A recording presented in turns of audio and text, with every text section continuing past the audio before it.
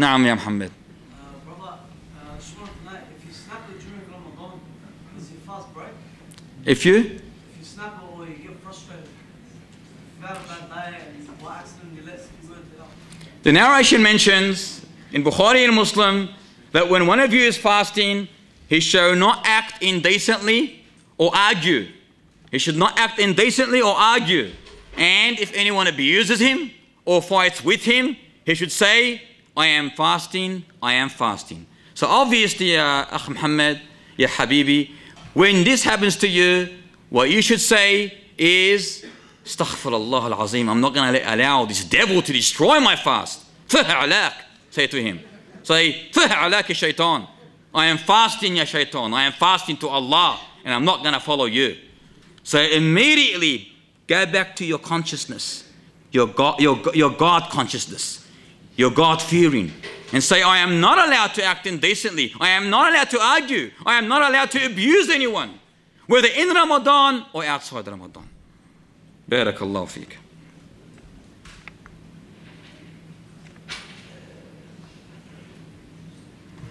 Again, sisters, please don't write questions or ask questions outside Ramadan.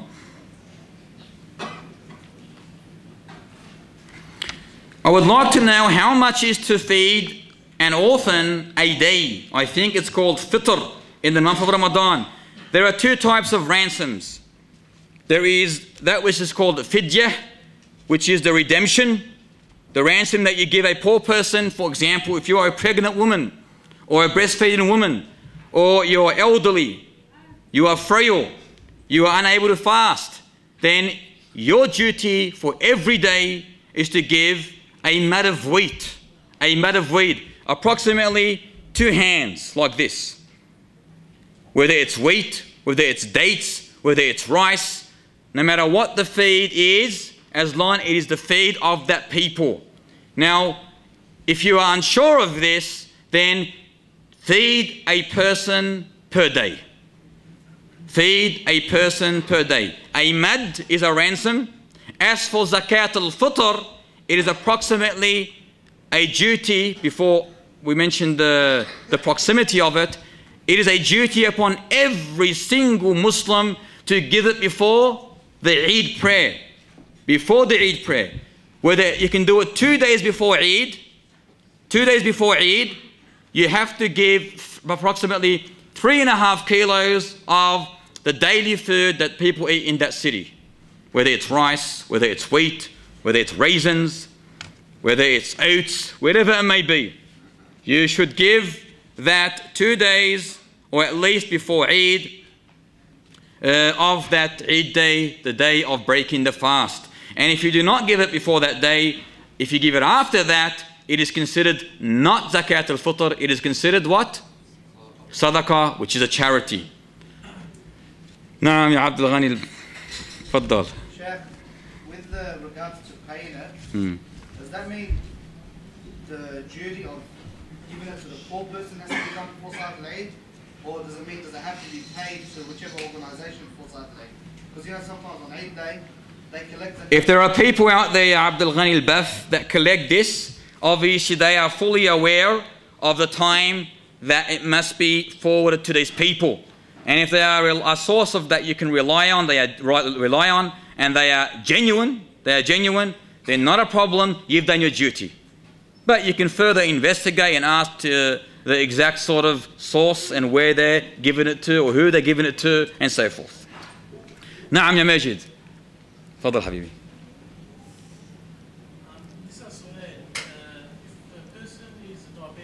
Now.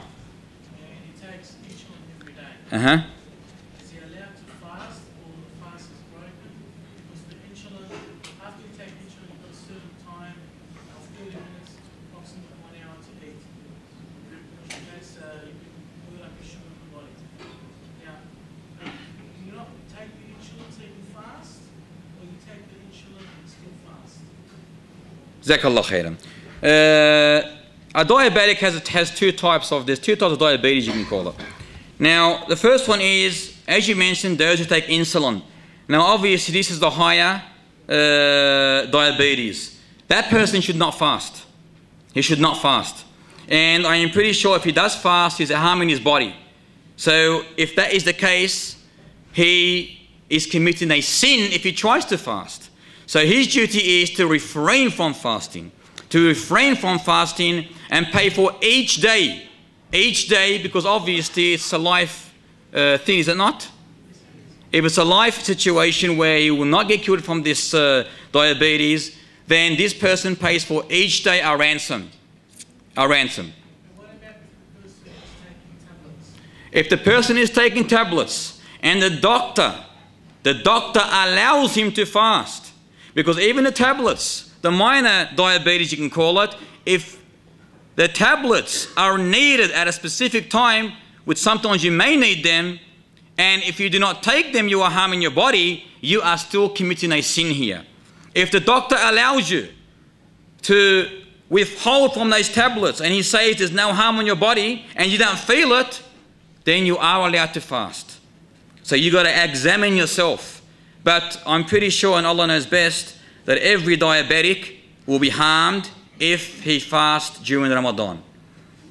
You need subhanahu wa ta'ala, as it mentions in Surah Al-Hajj, وَمَا جَعَلَ عَلَيْكُمْ فِي الدِّينِ مِنْ حَرَجٍ. Allah has not made the deen, Islam, as hardship, as difficulty. So why make it hard for yourself? If you are unable, Allah Ta'ala has made this upon you. Alhamdulillah, you are unable. By paying that ransom, inshallah, you will get the same reward. What's the sum? The sum is feeding a poor person per day. A poor person per day. And obviously, when you want to feed a poor person, you don't be a miser or stingy or greedy person. You don't go and buy him, for example, a packet of chips and feed him. You feed him something that is known. For example, a big plate of biryani. You know, a big plate of rice with some kind of meat on it. You know, feed him. Genuine food, stable food. And you probably get some good advice from Abdul Ghani. No, I'm imagine.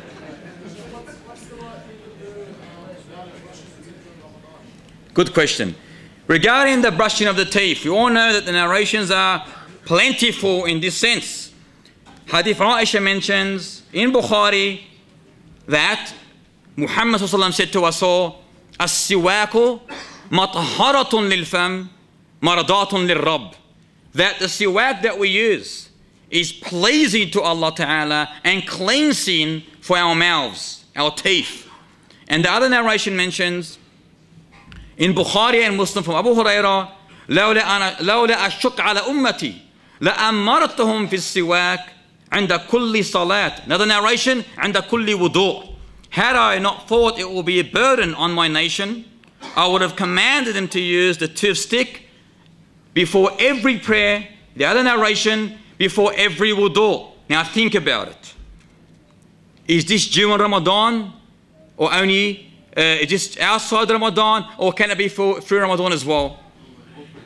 It's all prayers, it's all wudu. And to further illustrate, he used it in Ramadan.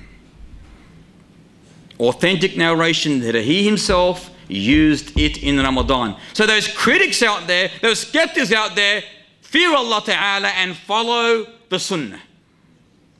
Do not prohibit something and say it's not allowed, when the subhanallah, that means Prophet's fast is not allowed, it's invalid.